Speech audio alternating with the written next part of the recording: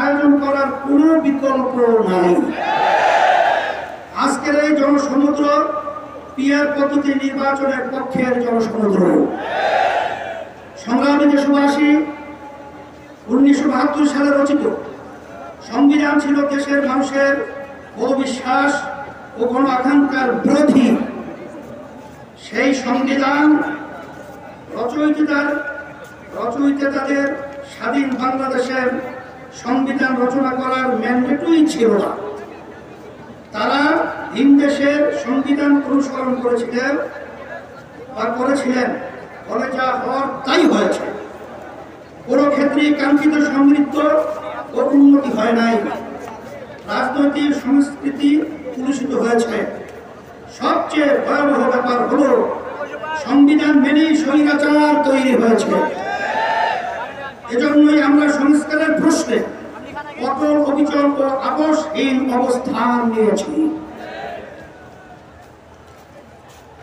ভাইরা আমার, জুলাই অভ্যুত্থানের প্রধান লক্ষ্য ছিল দেশকে স্বৈরাচারের হাত থেকে রক্ষা করা, 54 বছরের জমা হওয়া জঞ্জাল দূর করা। অভ্যুত্থানের পরে সংস্কার কমিশন গঠন করা হয়েছে। আমরা মতামত দিয়েছি। এখন সংস্কার নিয়ে দ্বিতীয় দফা আলোচনা চলছে। দেশের বাইরে থেকে উস্কানি নিয়ে যাচ্ছে।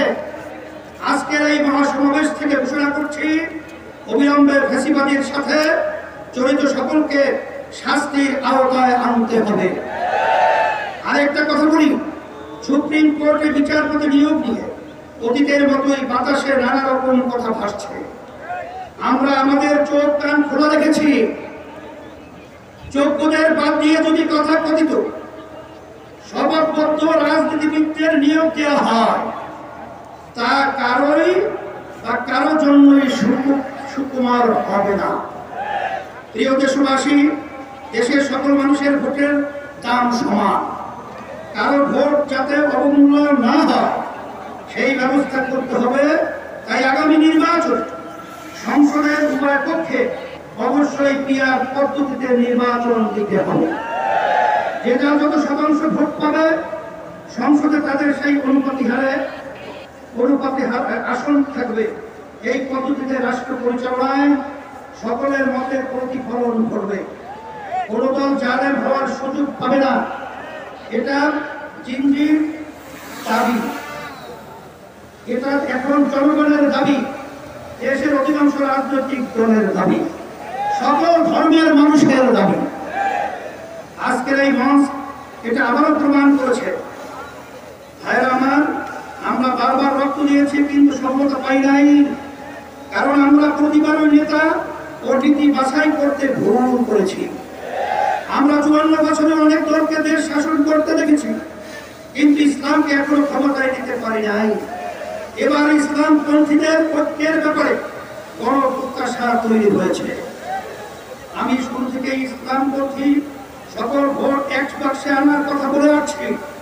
আগামী নির্বাচনে শুধু ইসলাম ধর্মই নয়, ইসলামী ধর্মই শুধু নয়, বরং দেশ প্রেমিক আরো অনেক রাজনৈতিক দল এক বাক্সে নীতিতে আসতে পারে ইনশাআল্লাহ। যদি আমরা একত্রে নির্বাচন করতে পারি, যদি কার্যকর ঐক্য গড়ে তুলতে পারি, তাহলে বাংলাদেশে ইসলামপন্থীরাই হবে প্রধান রাজনৈতিক শক্তি। রাষ্ট্র পরিচালনার দায়িত্ব আমাদের হাতেই আসবে ইনশাআল্লাহ। প্রিয় দেশবাসী, অন্তর্বর্তীকালীন সরকার জুলাই অভ্যুত্থানের ফসল। এত জনসমর্থন নিয়ে আর কোন সরকার দায়িত্ব গ্রহণ করে নাই। আমরা নিঃস্বার্থভাবে এই সরকারের পাশে দাঁড়িয়েছি।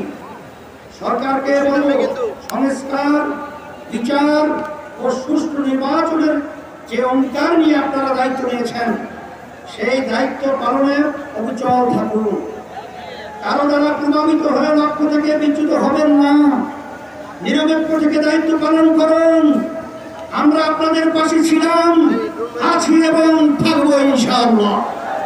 কেউ হেরামান আইন শৃঙ্খলা পরিস্থিতি, রাজনৈতিক চরিত্র, চাঁদাবাজির ক্ষেত্রে অবস্থার এখনো কোনো পরিবর্তন হয় নাই।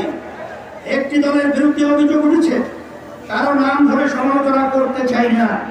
তবে পুরনো রাজনৈতিক অপসংস্কৃতি ঠিক রাখার চেষ্টা সহ্য করা হবে। হবে না।